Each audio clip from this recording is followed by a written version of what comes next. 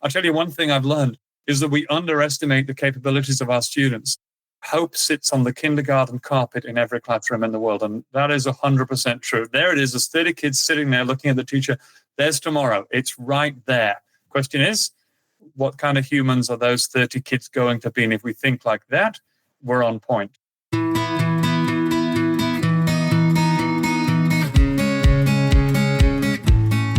You're listening to the Blue Skies Leadership Podcast, featuring discussions with international school leaders about the future of education.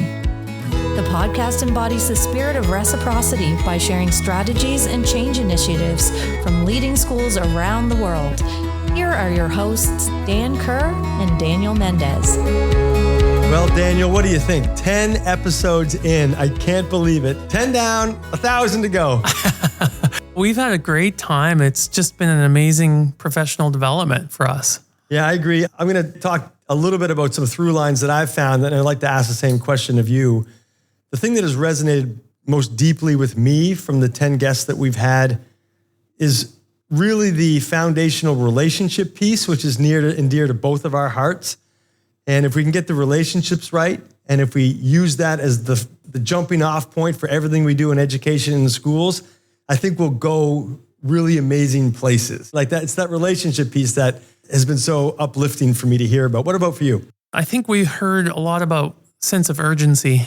We need to take action. Yeah. And especially the last one with Bambi Bets. Like she put it out there and just said, we need to stop doing right. the bad things that are causing us to not move forward. Yeah, I love that. The eclectic nature of the guests that we've had heads of school, we've had leaders of organizations, we've had people from every corner of the globe, men, women. I mean, it's just been a beautiful start. And I'm just so excited that we have the whole future ahead of us. So congratulations on our first 10, my friend. Yeah, it's been fun. And I can't wait for the next 10, 100, 1,000. All right.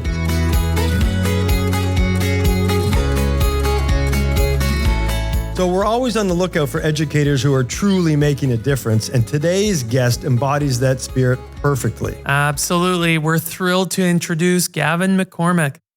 Gavin is a Montessori-trained teacher with over 2 decades of experience, and he's deeply passionate about innovative educational approaches. And Gavin isn't just passionate, he's incredibly influential. He serves as the Montessori Australia ambassador, and he has been voted one of the top 10 most influential global educators for 6 consecutive years. That's amazing. But what's truly remarkable about Gavin is his commitment to taking action. He's a co-founder of Upschool.co, platform dedicated to sharing and promoting those innovative educational methods on a wider scale. Yeah, and beyond that, Gavin has demonstrated a profound dedication to educational equality. He's built schools and libraries and established teacher training centers in Nepal, directly impacting communities and creating opportunities where they're needed most. Welcome to the podcast, Gavin. No, it's a pleasure. Thank you for inviting me. I'm honored.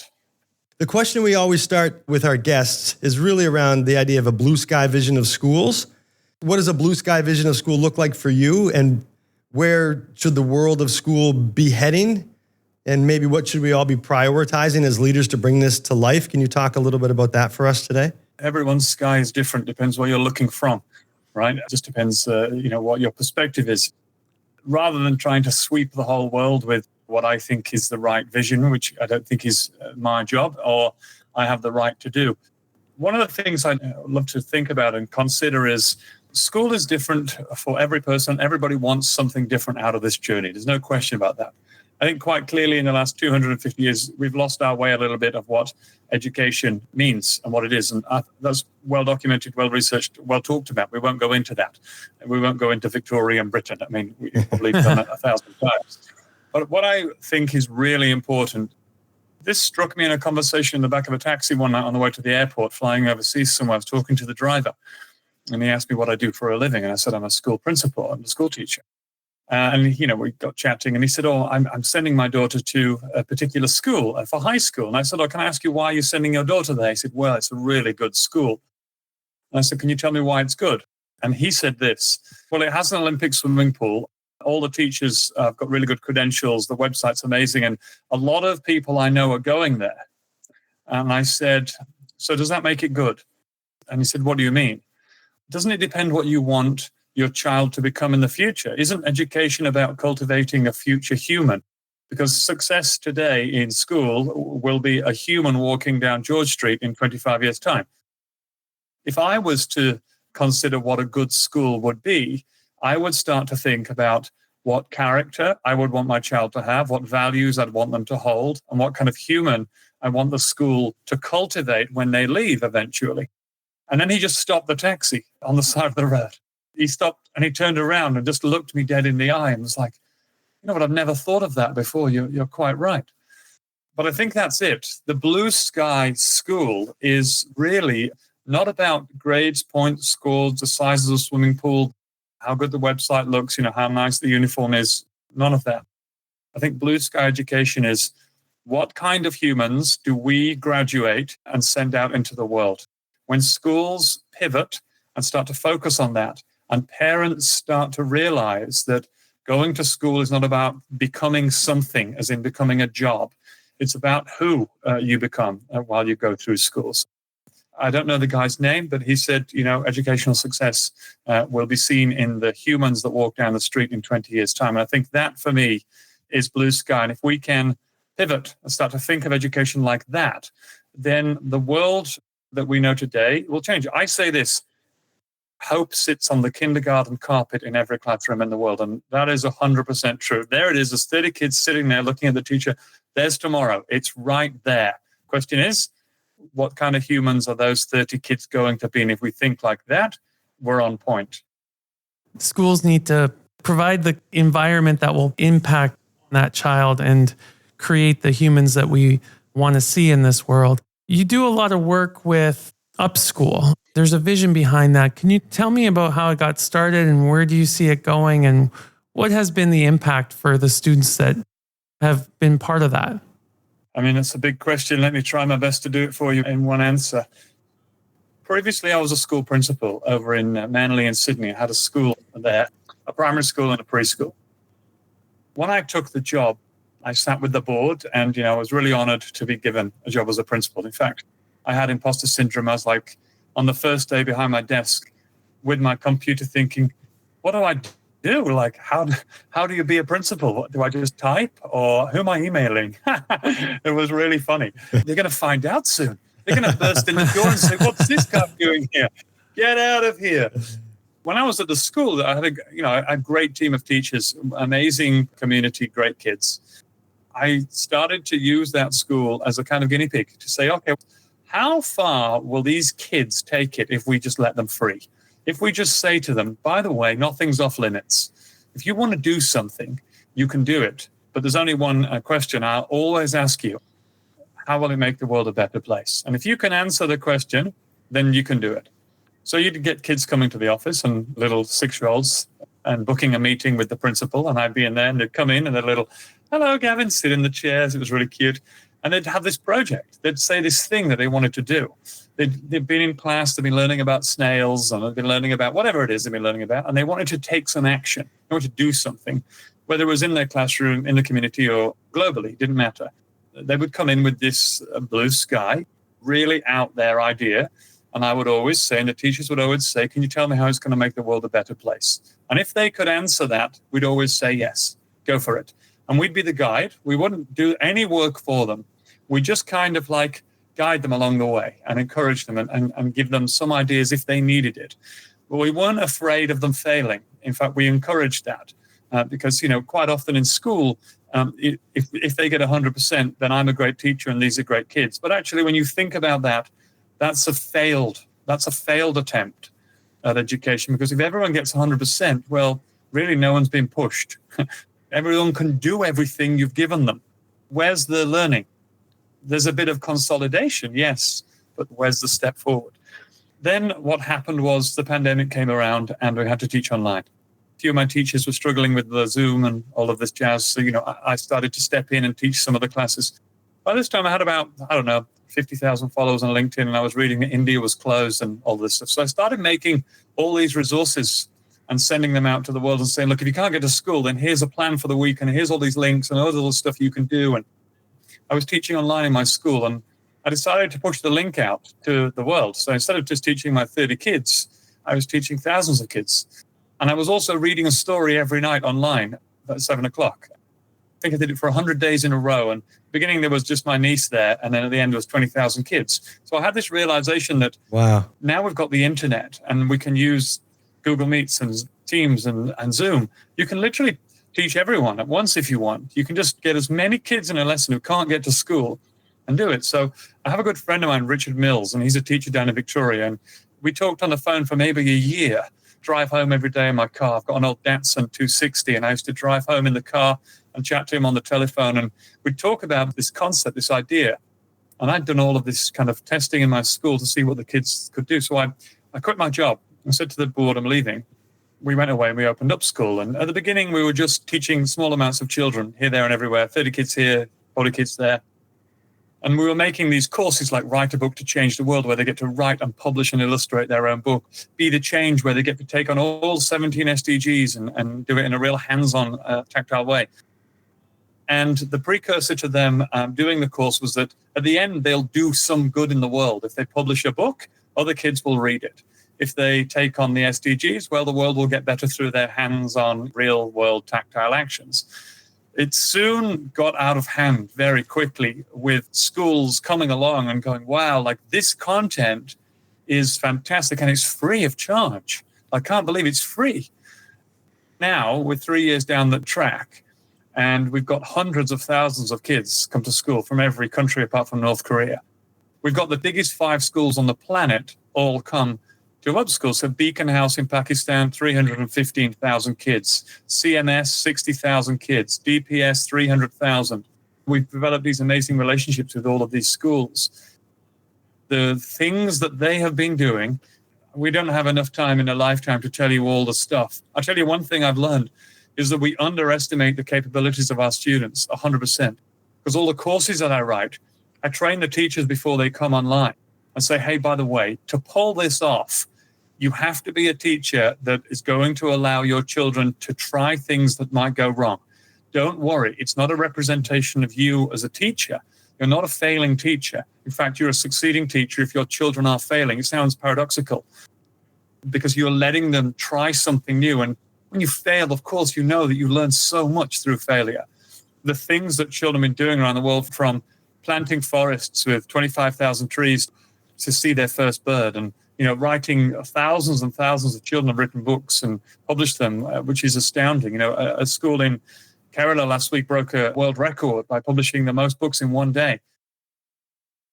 A Nobel laureate turned up at their school to present them with a certificate. It's just astounding. We had no idea that these kind of things were going to be happening. And we're only in our infancy. We're a small company, but we have hundreds of thousands of children coming. Things will only go from strength to strength. But recently, we've done something very cool.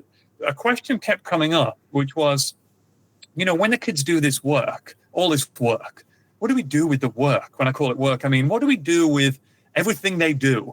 Like, where do we document it? Where does it go? Normally, what happens in schools, as you probably know, is work goes in 3 places. It either goes in your book and on the shelf with a tick and a comment, or it goes on the wall somewhere in the school. Maybe there's a board or there's a hallway, or it goes on the fridge at home with mum and dad. Right? Mm-hmm. So it goes in 3 places. What we really try to encourage schools to do is say to children, hey, this work you're making, this thing that you're doing, you've got to put it somewhere where everybody can see it or listen to it or experience it or learn from it. So we built this thing called the Dear World Library. We produce these little libraries for school. They're digital and they sit on the school's website. And then when kids do their work, let's say you two are students in my class, you're like, hey, Gavin, and we've made this amazing poster about saving turtles. I say, wow, that's amazing. And then the children say, can we put it on the Dear World Library? And so you quickly log in, you take a couple of photos, you write a little write-up and you stick it on your Dear World Library. And that sits on your school website. And then it can be clicked and shared and all these wonderful things and sent everywhere. And the world gets to learn. And so children can write books and upload them to the library. They can record videos and put them on the library. And it's all controlled by the school for child protection reasons, to see what's public and what's not. But it gives children a global voice immediately. And we show this to schools and they say, oh, my God, can we have one? Can we have one now? So it's been brilliant. You just made me remind myself of, I've seen kids work in the library next to published authors. We used to catalog some stories and they would be placed in the elementary library right next to famous authors. The kids would come up and be looking for a book and then see one of their friends or maybe someone in a different grade. The other thing that I remember is I had an art teacher who would frame the artwork. Because, when you frame the artwork, it gives it that little extra feeling of attention. It added voice to those kids. Not only is it the learning happening, made their work meaningful. Is that what you're trying to do? The Upschool? Yeah, of course. There's a thing called the emotional wheel of learning. It's a 7-step process. Step number 6 is the reward you get from doing the good work you've just done is the feeling that you receive from seeing how your work has impacted somebody else. So we miss that in most schools. We do work, children do work, and what do we give them in return? We give them a tick, a comment, a grade, a score, a point, or a sticker on a chart. None of those evoke emotions whatsoever. Seeing somebody else smile because you've done something that makes them happy, or planting a sunflower and then seeing a bee come along and land on it and go, oh my God, I planted that sunflower, now a bee has come and found a home, or a caterpillar's crawling up the stalk. You have an emotional response to that. And I think that's what's missing. And we're trying to give that children step number 6 of the emotional wheel of learning of like, hey, the kickback I get from doing this work and being a good person and making the world better is that I feel good about the work I've done. In fact, when children know how good it feels to do good, that's all they want to do. They actually don't want to do anything else. You put a worksheet in front of them and say, put it in the bin. I don't want to do that. I've got this other project where I'm going to save turtles, or whatever they're doing. They just want to do good. It's very addictive in a good way. Yeah, what I love about that is it also connects nicely to where the kids are in our world with the idea of consuming so much content, right? Either through Instagram or YouTube, as opposed to being able to think about how to produce something that'll make the world a better place. The numbers that you talked about are staggering as well. It actually leads nicely into the next question I have for you. Gavin, you're such a connector and you seem so driven to impact positive change in our world. Can you talk to us about the importance of servant leadership in your work? Is this what leadership looks like in this rapidly sort of changing educational landscape? Is it really about giving to others? I remember sitting in a cafe 5 years ago with a friend of mine, having a coffee. He's an accountant and I was a teacher at the time. He just turned to me and said, hey, so what's the plan? At this point, I'd written a few children's books and I haven't made any money from these children's books. I'm such a bad business person. It's not about that. I just wanted to try to nudge the world into a better place. And so, I said to him, you know what I'm going to do? I'm going to write a blog, and every day I'm going to get up and I'm going to write a blog post and I'm going to make a little resource and I'm going to give it away. And he said, why would you do that? I just think that a lot of people can't get stuff. You've got to buy it, you've got to pay for it. And if I just give it away every day, I can write down what I think about education and do some service along the way. It'll take me 20 minutes. That's all it will take. I'll do it before I even start work every day. So 5 years ago, I did start doing that. I've been doing it every day for 5 years. I had an idea that one day a publisher would just stumble upon my blog and say, goodness me, this is gold. There's a book sitting here, a real book. And, 6 months ago, Simon & Schuster just gave me a phone call, the second biggest publisher on the planet, and said, and literally it was like manifestation, although I don't really believe in that. And they said, we found your blog. And they said, we want to make you an offer. We want to make you a book deal. So the book comes out later this year. This is not about the book, this talk. But what I wanted to say was that I think that the leader of a community has to model the behavior you wish to view in everybody who's watching you. This is a fact. I've done all this research on neuroscience in the last year with Professor Mark Williams. And when you trust a person, and we can talk about this later when we come to classroom, because I've got some pure gold to share with your listeners, but when you trust a person, your brain automatically will mirror what they do, will mimic them and reflect them. You often see this if you're sitting with a friend at a table, a really good mate, and you're having a coffee. If you look at your bodies, you'll be just mirroring each other. One's crossing their leg, one woman's crossing it the other way, one's leaning on their arm this way, the other one's leaning this way. The same happens when you're a leader in a community. If you are working hard to work alongside and with the community, you build trust. Trust is the most important thing, of course. when you build trust, people will start to reflect, model you and mimic you, especially the children who are watching you and the teachers and parents. And therefore, servant leadership, if you want the world to be better, what do? You just model that. If you come to work in a Maserati and, you're buying a house at White Bay and everything's about cash, well, you're modeling something very different indeed. That's never been my goal. It's never been what I strived for. I'm not that kind of person. Always tried to be myself. I think that's what it's all about. But there's an undercurrent to my story too. It's not plain and simple. I come from a very, let's say, a difficult beginning. When I was born, my dad had already left, and it was just me and my mum, and we were living in the biggest council estate in Europe, actually, a place called Seacroft in Leeds. We didn't have anything, literally nothing. I was the kid at school where my trousers were half-messed and I had holes in the knees, and everyone was wearing Nike and I was wearing Knicks. And everyone had a beautiful lunchbox with salad and a nice Swiss roll, and I had jam sandwiches, and I was hiding this. I tried to hide all of this stuff, and I was really conscious of it, so conscious of it that I was poor and I didn't have those things. But what I've learned later on, I rung my mum on Sunday and told her this, is that the reason I can do a TED Talk and stand on a stage, or I'm going to the Opera House on Thursday to do a talk at the Opera. I'm the keynote speaker at the Opera House. Who would have thought that? And I rang my mum and I said, how I can do all this stuff? It's because of you. Because when I came home, I punished myself for being poor. It wasn't as if I was getting punished by people around me. It was myself. I was so conscious of what I looked like and what I was wearing. There were some comments here and there and a bit of, bullying and whatnot. My mum held my hand. She brushed my hair. She hugged me. She kissed me. She told me I was handsome.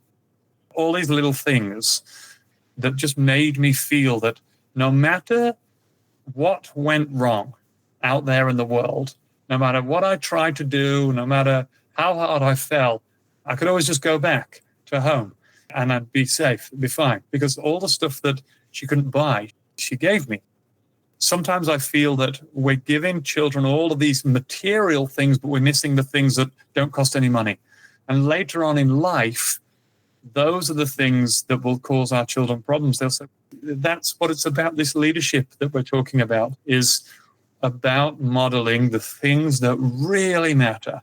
And they are love, and they are time, and they are care, and they are trust. And these things are really important in our schools, in our lives, in our workplace, everywhere. That's beautiful, first of all. And second of all, it reminds me of a quote, and I think this is a nice segue into a talk about relationships. On your website, I read this quote. I'm just going to read it to our listeners. In the ideal classroom, love is the silent lesson always being taught. It is not spoken as much as it is shown, felt, and understood. It is the light that guides children on their path to finding their voice, and once found, with the surety that comes from knowing that they are loved without conditions, without pause. So that's a very inspiring quote that resonated deeply with the two of us. So with that in mind, can you talk to us about the importance and the sort of imperative foundation of relationships in learning? Like, is that the cornerstone of all good things that happens in education, in your opinion? Thank you for reading that quote. I'm so glad that you found it, number one. And I'm also so glad that this is a question. I think probably the most important part, and I think your listeners are going to love this. I'm a Montessori teacher. Whether you know about Montessori or not doesn't matter.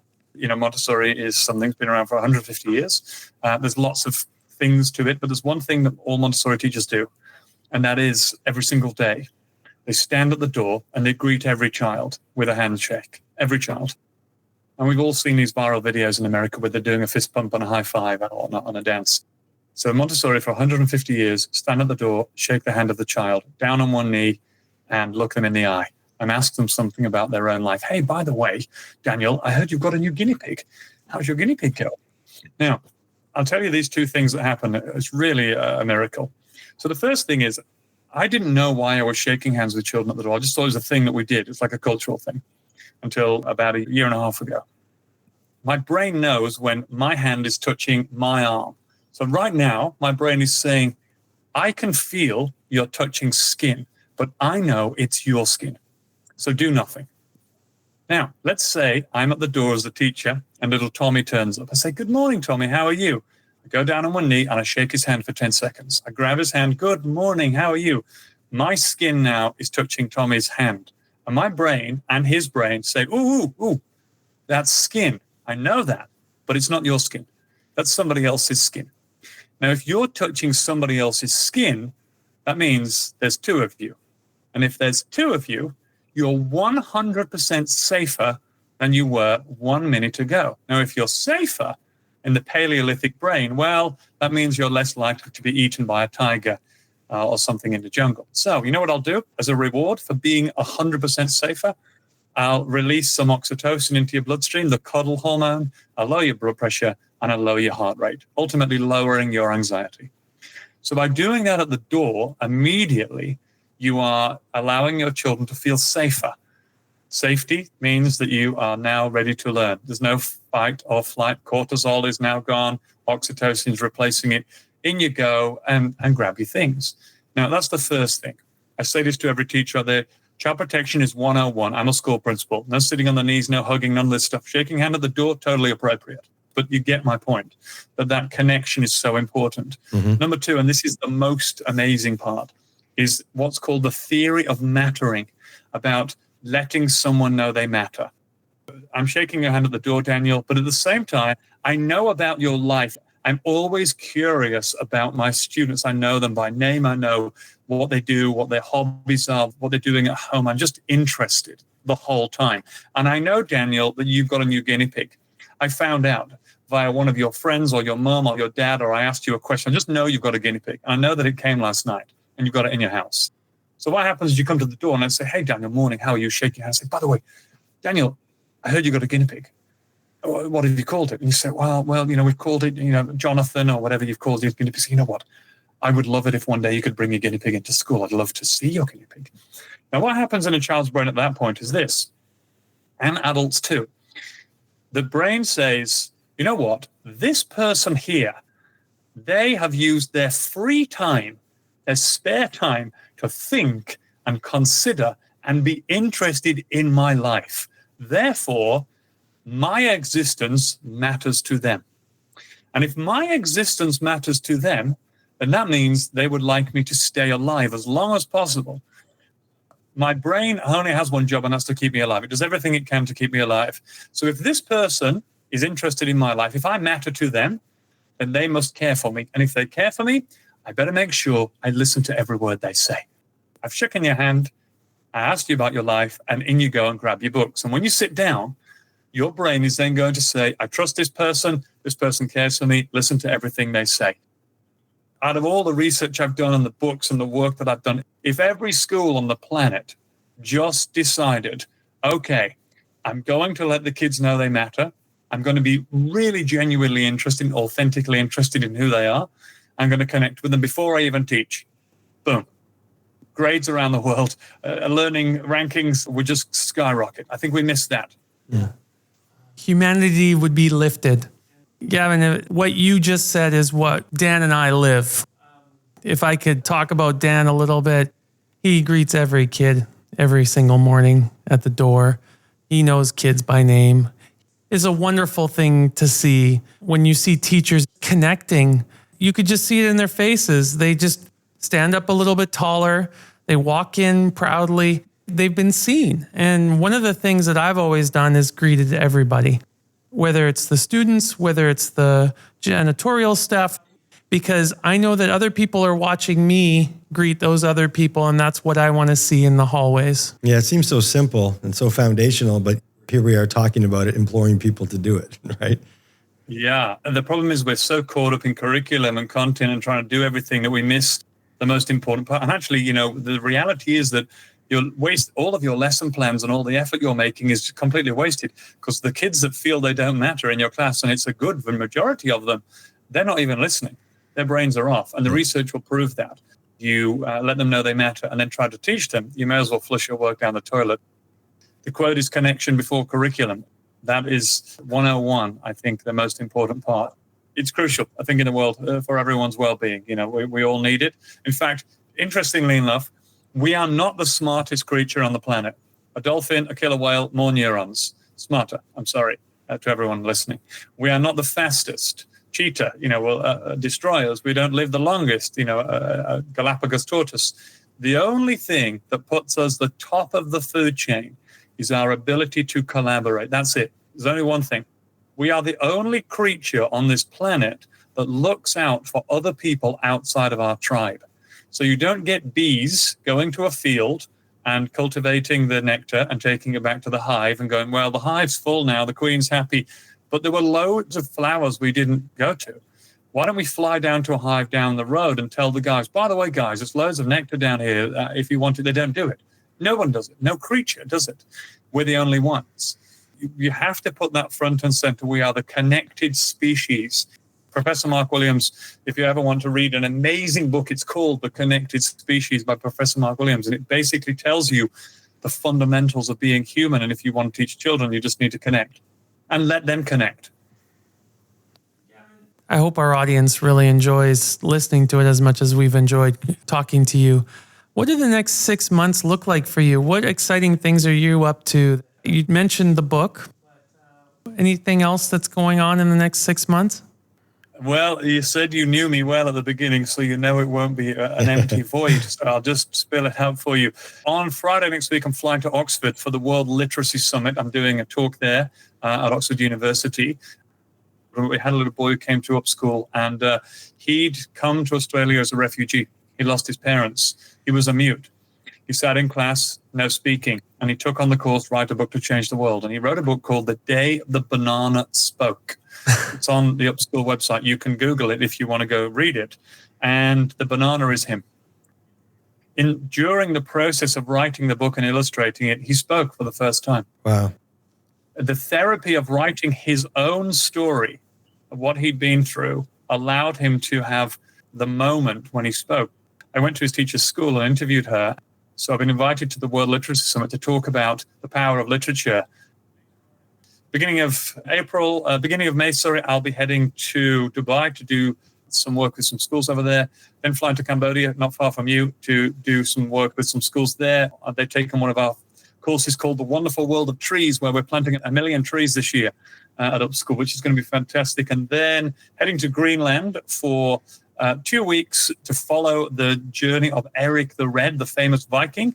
And we're going to be teaching about Nordic myths and legends, which there are some amazing ones as an Upschool course. And we're going to be working on Vikings. And we're on this ship called the Aurora, crunching through icebergs and wearing Viking helmets and making cool content. And then in September, the book comes out, and then it's all guns blazing and see what happens from there. So that's about the next 6 months for me, and a bit of eating some salad and having a cup of tea in between, and it should be fun. Well, I want our listeners to be able to find you. I know you're all over LinkedIn. And are there other places that you can highlight that our listeners can connect with your work, be inspired by your organization's mission, and maybe just find you? So upschool.co you'll definitely find me there. You can just book a meeting with me, which is the bane of my existence, is the link that allows anyone to book a meeting. It's totally fine. I mean, it's brilliant. So I get to meet all these amazing schools and do this work with them. So they can definitely do that. I only have LinkedIn. I think LinkedIn's a beautiful place. It seems a very lovely place to be. I like the kind of interactions I have on there and the connections. But yeah, I mean, I'm easy to find. You just go to upschool.co and you can find me there. And the cool thing is, if you're a teacher, there's 150 courses sitting on that platform where your programs are written, the resources are made, everything's done. And I've made every single thing myself on this table with this keyboard sitting right here. So the quality, in my opinion, is outstanding. You don't have to pay a penny. And if any of your schools are like, we would love a digital library, then come and grab me and I will get the ball rolling for you. I think amazing thing that can happen in the world is giving students a global voice within their community to say, this is what we do here. This is what education looks like. It doesn't look like ticks and scores and points and stickers on a chart. Well, Gavin, you've given us a wonderful podcast. What I will take away from this conversation is the amount of impact that you have made in the world just by offering what you are passionate about to the world and just putting it out there and having the courage to do that and seeing it come back to you tenfold. I really hope that other leaders take that inspiration from you, from this podcast. And we thank you so much for being part of our show. That spirit of reciprocity really resonates deeply with us. It's something we're trying to do here by connecting international schools from around the world and sharing good practice, interesting innovations. We've been following you a long time, and you have a vision of what that person might be like in real life when you're having a conversation with them. And you have really, really inspired us today, and you're more impressive in person than you certainly are online. Thank you for the inspiration and all of the beautiful servant leadership that you've inspired in people. We appreciate you taking the time, sir. No, thank you for the nice comments. I appreciate it. But I have to say two things. The first thing is my motivator is my mum. I try to make her proud. I want her to be in the supermarket saying, did you know my son wrote a book? Did you know my son built a school? Did you know? My repayment for all of those hugs and kisses and holding hands is now I can do these things. That's her emotional kickback. She didn't know how valuable it was going to be and what kind of human she was growing, but now the evidence is here. But the second thing is I'm the face of this thing. I'm the one who writes about it all the time, but we have a small team that works like busy bees in a hive, just making all this stuff happen. There's a lot of cogs to a wheel. So the guys at Upschool, unbelievable. The guys at Montessori Australia, who I work with, phenomenal. And, all the people out there. I think I also need to say this, that you said, Daniel, earlier, thank you for being brave. Like, I must tell you this, like, I don't have anxiety. I'm very blessed to not have it, but there are some times when putting yourself out there, especially in today's world, is a very scary place. Because if you end up walking on a path where you're, it's slightly controversial, I don't want to be in that world where you're getting absolutely smashed for your opinions. This is my opinion. This is what I think. This is what I've seen work. I'm not saying it's right. I'm not saying I'm some kind of guru. I'm definitely not. It's just my beliefs, and you can take it or leave it. Whatever you like, you take. Whatever you don't, you leave behind. No animosity. I'm not pushing anything onto anyone. Well, the thing that I'm going to take away from this is something very simple, and it's this quote that we started with. In the ideal classroom, love is a silent lesson always being taught. For listeners, think about that as you start your days. And Gavin, thank you so much, and be well, my friend. Thank you for being with us. Pleasure. Thank you so much, everyone. Thank you, Gavin. Thank you for listening to the Blue Skies Leadership Podcast. Do you know a specific leader who would be a great guest? Fill out all the details at blueskiesleadership.com.